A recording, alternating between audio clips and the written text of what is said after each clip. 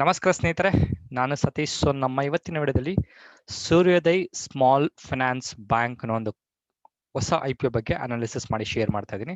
So ಇತ್ತೀಚಿನ ಒಂದು situations back to back ಒಂದು IPO ಟ್ರೆಂಡ್ ಅಂತಾನೆ ಹೇಳ್ಬೋದು. ಸೊ ಕೆಲವೊಂದು ತುಂಬಾ ಕಾಸ್ಟ್ಲಿ ಅಂತ ಅನಿಸ್ತು, ಕೆಲವೊಂದು ಈ ಪ್ರೈಸ್ಗೆ ನಾವು ಬೈ ಮಾಡಬೇಕಂತ ಕೆಲವೊಬ್ಬರಿಗೆ ಡೌಟ್ಸ್ ಬಂತು. ಸೊ ಅದರ ಸಲುವಾಗಿ ನಾನು ಎಲ್ಲ ಒಂದು IPOನ ಒಂದು ವಿಡಿಯೋಸ್ಗಳು ಬ್ಯಾಕ್ ಟು ಬ್ಯಾಕ್ ಮಾಡಿ ನಿಮ್ಗೆ ಆಗ್ತಾಯಿದೆ. ಸೊ ನಿಮಗೆ ಯಾವ್ದು ಬೇಕು, ಯಾವ್ದು ನಿಮ್ಮ ಒಂದು ರಿಸ್ಕ್ ಕ್ಯಾಪಿಟೇಟ್ಗೆ ಸೂಟ್ ಆಗುತ್ತೆ ಅಂತ ನೋಡಿಕೊಂಡು ನೀವು ಇನ್ವೆಸ್ಟ್ಮೆಂಟ್ಸ್ನ ಮಾಡೋಕ್ಕೆ ಡಿಸಿಷನ್ ತಗೊಬೋದು. ಓಕೆ, ಸೊ ನಮ್ಮ ಈ ಒಂದು ಕಂಪನಿ ಶುರು ಆಗಿದ್ದು ಬಂದು 2008 ಚೆನ್ನೈಯಲ್ಲಿ ಶುರು ಆಯಿತು. ಸೊ ಇನಿಷಿಯಲ್ ಡೇಸ್ 2008 ಅಲ್ಲಿ ರಿಜಿಸ್ಟರ್ ಆದಂಥ ಈ ಒಂದು ಕಂಪನಿ NBFC ಅಂದರೆ ನಾನ್ ಬ್ಯಾಂಕಿಂಗ್ ಫೈನಾನ್ಷಿಯಲ್ ಕಂಪನಿ ಅಂತ ಒಂದು ಸೆಗ್ಮೆಂಟ್ ಅಲ್ಲಿ ಈ ಒಂದು ಕಂಪನಿ ರಿಜಿಸ್ಟ್ರೇಷನ್ ಆಯಿತು. ಸೊ ನಾನ್ ಬ್ಯಾಂಕಿಂಗ್ ಅಂದ್ರೆ ಬ್ಯಾಂಕಿಂಗ್ ಅಲ್ಲದಿರುವಂತ ಕೆಲವೊಂದು ಪ್ರಾಡಕ್ಟ್ಸ್ನ ಈ ಒಂದು ಹೇಳ್ತಾರೆ ಸೂರ್ಯೋದಯ್ ಕಂಪನಿ ಅಂತೂ ಕೊಡ್ತಾ ಇತ್ತು ಅಂತಾನೆ ಹೇಳ್ಬೋದು. ಸೊ ಅದರ ಬೇಸಿಸ್ ಮೇಲೆ ಸುಮಾರು ವರ್ಷಗಳ ಕಾಲ NBFC ಆಗಿ ಈ ಒಂದು ಕಂಪನಿ ನಡೀತಾ ಬಂತು. 2017-18 ಅಲ್ಲಿ ಅಥವಾ ಒಂದು 16-17 ಅಲ್ಲಿ ಸೊ RBI ಬಂದು ಸ್ಮಾಲ್ ಫೈನಾನ್ಸ್ ಬ್ಯಾಂಕ್ಗಳಿಗೆ ಅಥವಾ SFB ಅಂತ ಕರೀತಾರೆ, ಆ ಒಂದು ಬ್ಯಾಂಕ್ಗಳಿಗೆ ಅಲೋ ಮಾಡಿದ್ಮೇಲೆ 2017 ಅಲ್ಲಿ ಈ ಒಂದು ಬ್ಯಾಂಕ್ಗೆ ಒಂದು RBI ನ ಒಂದು ಅಪ್ರೂವಲ್ ಸಿಕ್ಕಿದ ನಂತರ 2018 ಬಿಗಿನಿಂಗ್ ಅಲ್ಲಿ ಈ ಒಂದು ಕಂಪನಿ ಬ್ಯಾಂಕಿಂಗ್ ಅಥವಾ ಸ್ಮಾಲ್ ಬ್ಯಾಂಕಿಂಗ್ ಇಂಡಸ್ಟ್ರಿಯಲ್ಲಿ ಆಪರೇಷನ್ ಶುರು ಮಾಡ್ತು ಅಂತಾನೆ ಹೇಳ್ಬೋದು ಸ್ನೇಹಿತರೆ. ಅದರ ಜೊತೆಗೆ ಈ ಒಂದು ಕಂಪನಿ ಯಾವ ಒಂದು ಸೆಗ್ಮೆಂಟ್ಗೆ ಕ್ಯಾಟರ್ ಮಾಡುತ್ತೆ ಅಂತ ಹೇಳಿದ್ರೆ ಫೈನಾನ್ಸ್ ಲೋನ್, ಅದನ್ನ ಇನ್ಕ್ಲೂಸಿವ್ ಫೈನಾನ್ಸ್ ಲೋನ್ ಅಂತ ಕರೀತಾರೆ. ಏನು ಇನ್ಕ್ಲೂಸಿವ್ ಫೈನಾನ್ಸ್ ಲೋನ್ ಅಂತ ಹೇಳಿದ್ರೆ ಈ ಒಂದು ಸೆಗ್ಮೆಂಟ್ ಅಲ್ಲಿ ಸ್ನೇಹಿತರೆ ಆಲ್ಮೋಸ್ಟ್ ಒಂದು 70% ಇವರ ಒಂದು ಲೋನ್ ಇದೆ ಅಂತಾನೆ ಹೇಳ್ಬೋದು, ಅಥವಾ ಇವ್ರು ಕೊಟ್ಟಿರುವಂತ ಲೋನ್ ಇದೆ ಅಂತ ಹೇಳ್ಬೋದು.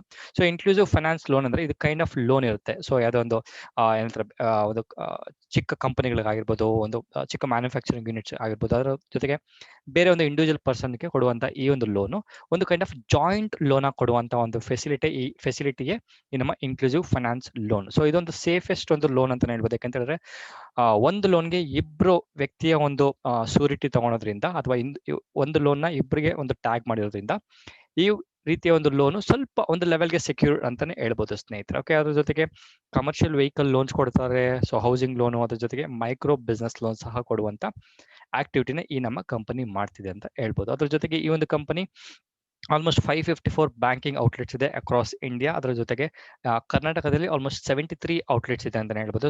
ನೋಡಿ ಈ ಒಂದು ಇಂಡಿಯಾದ ಮ್ಯಾಪ್ ನೋಡ್ರಿ, ಎಲ್ಲೆಲ್ಲಿ ಯೆಲ್ಲೋ ಕಲರ್ ಆಗಿದೆ ಆ ಒಂದು ಎಲ್ಲ ಪ್ಲೇಸ್ಗಳಲ್ಲಿ ಈ ಒಂದು ಕಂಪನಿ ಒಂದು ಅಥವಾ ಈ ಒಂದು ಬ್ಯಾಂಕಿನ ಆಪರೇಷನ್ಸ್ ಇದೆ ಅಂತಾನೆ ಹೇಳ್ಬೋದು ಸ್ನೇಹಿತರೆ.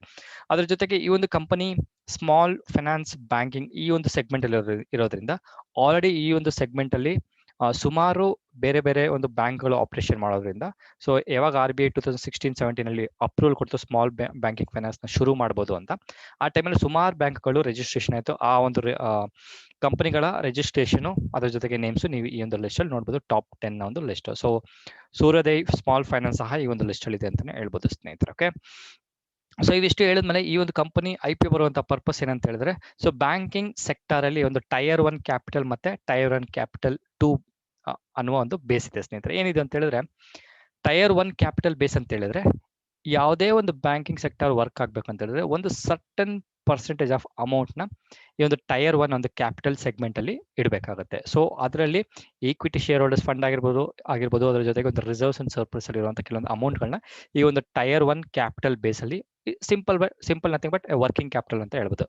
ಈ ಒಂದು ಕ್ಯಾಪಿಟಲ್ ಬೇಸ್ ಪರ್ಪಸ್ಗೋಸ್ಕರ ಇವರು IPO ಬರ್ತಿದ್ದಾರೆ.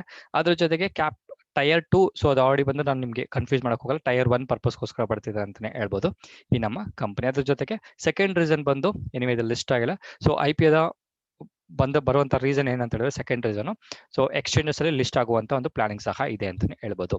ಸೊ ಇವಿಷ್ಟು ಹೇಳಿದ್ಮೇಲೆ ಈ ಕಂಪನಿ ಒಂದು ಫೈನಾನ್ಷಿಯಲ್ಸ್ ನೋಡಿದ್ರೆ ಸೊ ಲಿಟಲ್ ಓಕೆ ಅಂತಾನೆ ಹೇಳ್ಬೋದು. ಬಿಕಾಸ್ ನೀವು 2018, 19, 20 ಈ ಒಂದು ಟ್ರೆಂಡ್ ನೋಡಿದ್ರೆ, ಈ ಕಂಪ್ಲೀಟ್ ಒಂದು ಟ್ರೆಂಡ್ ನೋಡಿದ್ರೆ, ಸೊ ಇವರು ಸಣ್ಣ ಬ್ಯಾಂಕ್ ಆದ್ರೂ ಸಹ ಇವರ ಒಂದು ಫೈನಾನ್ಸ್ ನ ನೀಟಾಗಿ ಮೇಂಟೈನ್ ನೋಡಿ ಹೇಳಿದ್ರೆ ಇನ್ಕ್ಲೂಸಿವ್ ಫೈನಾನ್ಸ್ ಲೋನ್ ಕೊಡ್ತಾರೆ ಅಂತ ಹೇಳಿದ್ರೆ ಆ ರೀತಿ ಒಂದು ಸೆಕ್ಯೂರ್ಡ್ ಲೋನ್ ಕೊಡೋದ್ರಿಂದ ಈ ಒಂದು ಬ್ಯಾಂಕ್ ಈ NPS ನಾನ್ ಪರ್ಫಾರ್ಮಿಂಗ್ ಅಸೆಟ್ಸ್ ಅಂತ ಕರೀತಾರೆ, ಆ ರೀತಿಯ ಒಂದು ಲೋನ್ಗಳು ಕ್ರಿಯೇಷನ್ ಆಗೋದು ಸ್ವಲ್ಪ ಕಡಿಮೆ ಅಂತಾನೆ ಹೇಳ್ಬೋದು. ಅದ್ರ ಬೇಸಿಸ್ ಮೇಲೆ ನೋಡಿದ್ರೆ ಈ ಕಂಪನಿ ಒಂದು ವೆಲ್ ಮ್ಯಾನೇಜ್ಡ್ ಕಂಪನಿ ಅಂತ ಹೇಳ್ಬೋದು. ಪ್ರಾಫಿಟ್ ಮಾಡೋದು ನೀವು ಓವರ್ ಆಲ್ 2018 ಅಲ್ಲಿ 114 ಇತ್ತು, 903 ಇನ್ಕ್ರೀಸ್ ಆಯಿತು. ಸೊ 2020 ಡ್ರಾಸ್ಟಿಕಲಿ 1111 ಮಿಲಿಯನ್ INR ಅಲ್ಲಿ ಇನ್ಕ್ರೀಸ್ ಆಯಿತು ಅಂತ ಹೇಳ್ಬೋದು. ಸೊ ಆಸ್ ಆನ್ ಡಿಸೆಂಬರ್ 2020 ನೋಡಿದ್ರೆ, ಸೊ ಈ ಫೈನಾನ್ಷಿಯಲ್ ಇಯರ್ನ ಒಂದು ಡೀಟೇಲ್ಸ್ ನೋಡಿದ್ರೆ 548.66 crore ಅಲ್ಲಿ ಪ್ರಾಫಿಟ್ ಅಲ್ಲಿ ಇದ್ದಾರೆ ಅಂತ ಹೇಳ್ಬೋದು as of now, which is good sign. So small bank ಆದ್ರೂ ಅಥವಾ ಸಣ್ಣ ಕಂಪನಿ ದೊಡ್ಡ ಕಂಪನಿ ಅನ್ನೋದಕ್ಕಿಂತ ಸ್ನೇಹಿತರೆ, ಯಾವುದೇ ಒಂದು ಕಂಪನಿ ಒಂದು ಫೈನಾನ್ಷಿಯಲಿ ಸ್ಟ್ರಾಂಗ್ ಇತ್ತು ಅಂದ್ರೆ ಆ ಒಂದು ಕಂಪನಿ ಲಾಂಗ್ ಟರ್ಮ್ ಇನ್ವೆಸ್ಟ್ ಮಾಡುವಂತ ಒಂದು ಡಿಸಿಷನ್ ನಾವು ಒಂದು ಇನ್ವೆಸ್ಟರ್ಸ್ ಆಗಿ ಅಥವಾ ಒಂದು ಟ್ರೇಡರ್ ಆಗಿ ಡಿಸಿಷನ್ ತಗೊಬಹುದು ಸ್ನೇಹಿತರೆ. ಇವಿಷ್ಟು ಹೇಳಿದ್ಮೇಲೆ ಈ ಕಂಪನಿ ಒಂದು ರೆವಿನ್ಯೂ ಬೇಸ್ ನಾನು ಪಿಯರ್ ಟು ಪಿಯರ್ ಕಂಪ್ಯಾರಿಸನ್ ಮಾಡಿ ಹೇಳ್ತಾ ಇದ್ದೀನಿ. ಸೊ ಈ ಒಂದು ಕಂಪನಿ ಸ್ಪಾಟ್ ಲೈಟ್ ತಗೊಂಡ್ಬಿಡ್ತೀನಿ. ಓಕೆ ನೋಡಿ, ಈ ಒಂದು ಕಂಪನಿ ಬಂದು 8,000 ಒಂದು ನಿಮಿಷ. ಓಕೆ, ಈ ಒಂದು ಕಂಪನಿ ನೋಡ್ಬೋದು. ಸೊ 8,541 ಮಿಲಿಯನ್ INR ಒಂದು ಟೋಟಲ್ ಇನ್ಕಮ್ ಇದೆ. ಅದನ್ನ ಪಿಯರ್ ಅಥವಾ ನಿಯರೆಸ್ಟ್ ಒಂದು ಸ್ಟಾಕ್ ಮಾರ್ಕೆಟ್ ಅಲ್ಲಿ ಲಿಸ್ಟ್ ಆಗಿರುವಂತ ಕೆಲವೊಂದು ಬ್ಯಾಂಕ್ಗಳನ್ನ ಅಥವಾ ಸ್ಮಾಲ್ ಫೈನಾನ್ಸ್ ಬ್ಯಾಂಕ್ಗಳನ್ನ ಕಂಪ್ಯಾರಿಸನ್ ಮಾಡಿದ್ರೆ, ಉಜ್ಜೀವನ್ ಸ್ಮಾಲ್ ಫೈನಾನ್ಸ್ ಬ್ಯಾಂಕ್ ಇದೆ. So credit access Grameen limited bank ಇದೆ, ಸ್ಪಂದನ ಸ್ಫೂರ್ತಿ ಫೈನಾನ್ಷಿಯಲ್ ಲಿಮಿಟೆಡ್ ಇದೆ, ಬಂಧನ್ ಬ್ಯಾಂಕ್ ಇದೆ, ಅದ್ರ ಜೊತೆಗೆ AU ಸ್ಮಾಲ್ ಫೈನಾನ್ಸ್ ಅನ್ನುವ ಒಂದು top number 1 small banking finance ಅಂತಾನೆ ಹೇಳ್ಬೋದು ಸ್ನೇಹಿತರೆ. ಇವಿಷ್ಟು ಹೇಳಿದ್ಮೇಲೆ ಈ ಕಂಪನಿಯನ್ನ ಒಂದು ನಾವು ಕಾಂಪಿಟೇಟರ್ಗೆ ಕಂಪೇರ್ ಮಾಡಿದ್ರೆ ಈ ಒಂದು ಕಂಪನಿ ಟಾಪ್ 5 ಅಲ್ಲೂ ಇಲ್ಲ ಅಂತಾನೆ ಹೇಳ್ಬೋದು ಸ್ನೇಹಿತರೆ. ಯಾಕಂದ್ರೆ ನೋಡಿ, ಟಾಪ್ 1 ಅಲ್ಲಿ ನೀವು ಸ್ಮಾಲ್ ಫೈನಾನ್ಸ್ ನೋಡ್ಬೋದು, ಬಂಧನ್ ಬ್ಯಾಂಕ್ ನೋಡ್ಬೋದು. ಸೊ ಬಂಧನ್ ಬ್ಯಾಂಕ್ ಸ್ವಲ್ಪ ಈ ಸ್ಮಾಲ್ ಫೈನಾನ್ಸ್ ಬ್ಯಾಂಕ್ ಇದೆ ಸ್ವಲ್ಪ ಒಂದು ದೊಡ್ಡ ಮಟ್ಟದ ಒಂದು ಬ್ಯಾಂಕ್ ಅಂತಾನೆ ಹೇಳ್ಬೋದು. ಸೊ ಇವಿಷ್ಟು ಇನ್ಫಾರ್ಮೇಶನ್ ಹೇಳಿದ್ಮೇಲೆ ಈ ಕಂಪನಿ ಒಂದು ಪಿ ಎಕ್ಸ್ಪೆಕ್ಟ್ ಮಾಡ್ತಾರೆ ಬಂದು ಆಲ್ಮೋಸ್ಟ್ 20 to 23 ಒಂದು ಟೈಮ್ಸ್ ಒಂದು ಪಿ ನ ಒಂದು ಹೇಳ್ತಾರೆ, ಪ್ರೈಸ್ ಟು ಈಕ್ವಿಟಿ ಅಂತ ಹೇಳ್ತಾರೆ. ಸೊ ಪಿಯರ್ ಟು ಪಿಯರ್ ನೀವು ಕಂಪ್ಯಾರಿಸನ್ ಮಾಡಿದ್ರೆ, so AU small finance bank 48 ಇದೆ, ಸೊ ಬಂಧನ್ 17 ಇದೆ, ಸ್ಪಂದನ 12 ಇದೆ, ಕ್ರೆಡಿಟ್ ಆಕ್ಸೆಸ್ 31 ಇದೆ, ಸೊ ಉಜ್ಜೀವನ್ 16 ಇರೋದ್ರಿಂದ ಈ ಕಂಪನಿ ಒಂದು ಟೋಟಲ್ ಇನ್ಕಮ್ ನೋಡಿದ್ರೆ ಸೊ 22 ಪಿ ಅಥವಾ 23 ಪಿ ನ ಎಕ್ಸ್ಪೆಕ್ಟ್ ಮಾಡೋದು ತುಂಬಾ ಹೈ ಅಂತಾನೆ ನನ್ನ ಒಂದು ಸಜೆಷನ್ ಅಥವಾ ನನ್ನ ಒಂದು ಇನ್ಫಾರ್ಮೇಶನ್ ಸ್ನೇಹಿತರೆ. ಅದರ ಬೇಸಿಸ್ ಮೇಲೆ ಈ ಕಂಪನಿ ಒಂದು ಮಾರ್ಕೆಟ್ ಶೇರ್ ನೋಡಿದ್ರು ಸಹ ನೀವೇ ನೋಡ್ಬೋದು.